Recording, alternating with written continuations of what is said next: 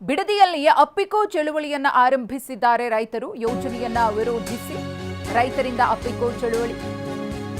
Bidadi township ವಿಚಾರಕ್ಕೆ ಸಂಬಂಧಪಟ್ಟಂತೆ ಹೋರಾಟ ತೀವ್ರ ಸ್ವರೂಪವನ್ನು ಪಡೆದಿದೆ. ರೈತರಿಂದ ಅಪ್ಪಿಕೋ ಚಳುವಳಿ. 10 ಲಕ್ಷ ಮರಗಳನ್ನು ಉಳಿಸಿ, ನಮ್ಮ ಭೂಮಿ ನಮ್ಮ ಹಕ್ಕು, ಲಕ್ಷಾಂತರ ಮರಗಳನ್ನು ಉಳಿಸಿ ಅಂತ ಹೇಳಿ ಅಪ್ಪಿಕೋ ಚಳುವಳಿ. ಬೈರಮಂಗಲದಿಂದ ಬನ್ನಿಗಿರಿ ಗ್ರಾಮದವರೆಗೂ ಕೂಡ ಪಾದಯಾತ್ರೆ.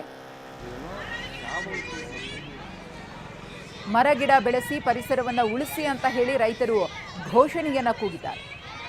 ಗಮನಿಸ್ತಾ ಇದ್ರಿ, ರೈತರಿಂದ ಅಪ್ಪಿಕೋ ಚಳುವಳಿ.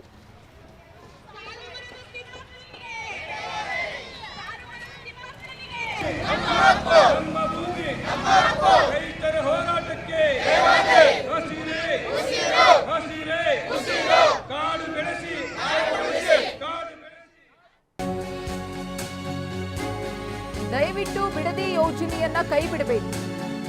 ತುಮಕೂರಿನಲ್ಲಿ ಕೇಂದ್ರ ಸಚಿವ ವಿ ಸೋಮಣ್ಣ ಅವರ ಮನವಿ. ರಾಹುಲ್ ಗಾಂಧಿಯು ಯೋಜನೆ ಕೈ ಬಿಡಲು ಸೂಚನೆ. ಹರಿಪ್ರಸಾದ್ ಕೂಡ ಯೋಜನೆಯನ್ನ ಕೈ ಬಿಡೋದಕ್ಕೆ ಹೇಳಿದ್ದಾರೆ.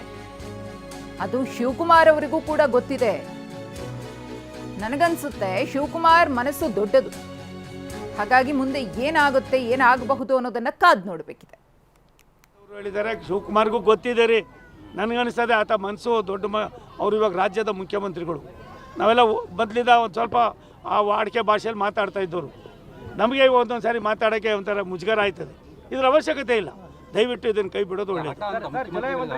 ಹಠ ಅನ್ನೋದಕ್ಕಿಂತ ಹೆಚ್ಚಾಗಿ ಎಲ್ಲ ಒಂದು ಕಡೆ ಅವರಿಬ್ಬರಿಗೂ ಅದಾಗಬಾರ್ದು. ನೋಡಪ್ಪ ನೋಡಪ್ಪ ಎಂದು ಹೇಳ್ತೀನಿ ಕೇಳಿ, ಯಾವುದೋ ಹಠ ಅಲ್ಲ. ರಾಜ್ಯದ ಆ ಭಾಗದ ಜನರಿಗೆ ಬೇಕಾಗಿರ್ತಕ್ಕಂಥ ಸವಲತ್ತುಗಳನ್ನು ಕೊಡ್ತಕ್ಕಂಥ ನಮ್ಮ ಕರ್ತವ್ಯ. ಜನರಿಗೆ ಬೇಡದೋಗಿರೋದು. ಆ ಭಾಗದ ಜನರಿಗೆ ನಾವು ಏನಿದ್ದೀವಿ, ನಮ್ಮ ಜೀವನ ನಡೆಸ್ತಾ ಇದ್ದೀವಿ, ಅದನ್ನು ಬೇಡ ಅಂದಾಗ ನಾವು ಯಾರು ಅದನ್ನು ಕಿತ್ಕೊಳ್ಳೋಕ್ಕೆ? ರಾಹುಲ್ ಗಾಂಧಿ